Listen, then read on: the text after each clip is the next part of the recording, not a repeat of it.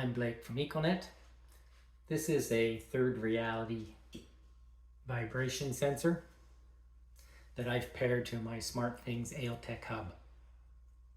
It works just like a door or window sensor for triggers and automation. Although SmartThings shows the 3-axis data, it's not available for triggers or automation. With an updated edge driver, this data could be made available, and that would be cool. As an example, with the vibration signatures or the 3-axis data, you could tell the difference between someone knocking at the door and the door closing and the door opening.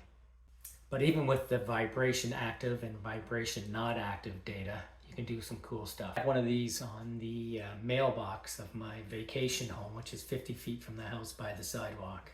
And it's worked out well. I know when mail has arrived, and I occasionally put mail to go out, and I know when that mail's been picked up. Today I'm going to test and show you how I set it up as a vehicle has arrived and vehicle has departed sensor, and let you know what I think. All right, let's open it up and just check it out briefly.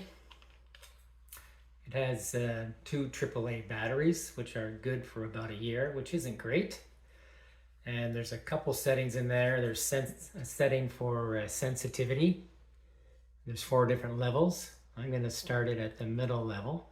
And then there's an audio alert that I'm going to be leading off for this purpose, for this application. So how can you use a vibration sensor as a vehicle has arrived or a vehicle has departed sensor?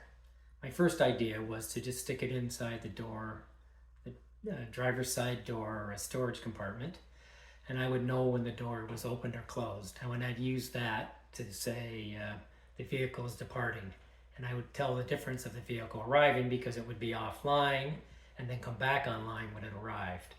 But of course I knew that wasn't really going to work, but it was something I thought about anyway. And the reason that doesn't work is because SmartThings doesn't know when it doesn't allow triggers for stuff that's come offline or online. Also, the device itself, if it did support that, it would have to be reporting its status constantly, and that would kill the batteries. So it's a good thing that it doesn't work that way, because the 1-year battery life isn't even great. I'd like to see, 3 to 5 years for something like this. So putting it in the door, all I really know is that that door has been opened and closed, and that's the driver's side door. So I know somebody has sat down in the driver's seat. So I needed to add something else in the way of the car moves, and I just put a motion sensor that points and focuses at the car and doesn't really pick up motion otherwise, unless the car is out of the garage. And that won't matter because it won't be picking up the vibration. So I've combined the motion sensor with the vibration sensor, and I just look at them in the right order to tell if the car is departing or arriving. This basic automation seemed like it would work. Basically look for the first trigger, vibration, and then the second trigger, motion. Then I know the car is on its way out, and reverse that for the car returning, assuming this will go back online quick enough to make that happen. But that automation didn't work because the triggers for both the motion and the vibration stopped before it got to the second trigger, so the automation wouldn't complete. So what's the solution for something like that? I've come up with a solution using virtual switches that act as flags. And once I added that, everything seemed to work mostly like it should have. The only other thing I had to do was add some small delay in the way of a few seconds to give this time to get back online, and in the case of the motion sensor, to kind of extend the motion time. Otherwise, everything worked just like I expected. This is what the automation looks like in SmartThings. Well, basically, I'm looking for, on the way out or departing, I'm looking for a vibration first, and then I set the flag, and then I look for motion, and then I send a notification to say the car is departing, and then I reset the flag.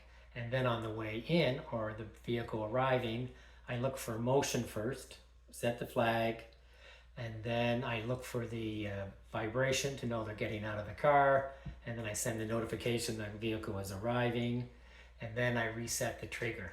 And I could also, as well as send a notification, I could trigger other events, such as a speaker, announcing the car has arrived or departed. All right, so this is my setup in the garage. I simply took the device, put it in the storage panel of the door, and now when the door opens and closing, I hit set the, it's called the medium setting.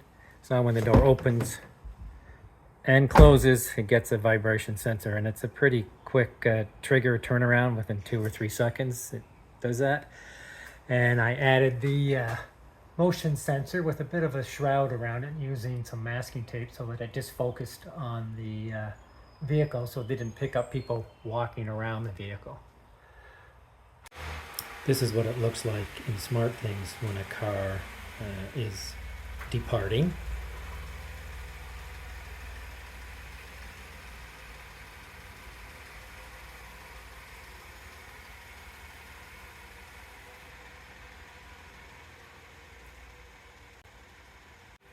And this is what it looks like in SmartThings when a car is arriving.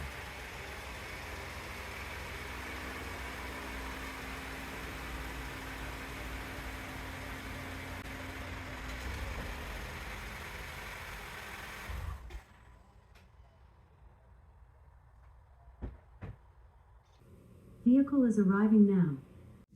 At this point, this is only good for a car in the garage, and that's still pretty cool in my case, because we always park in the garage.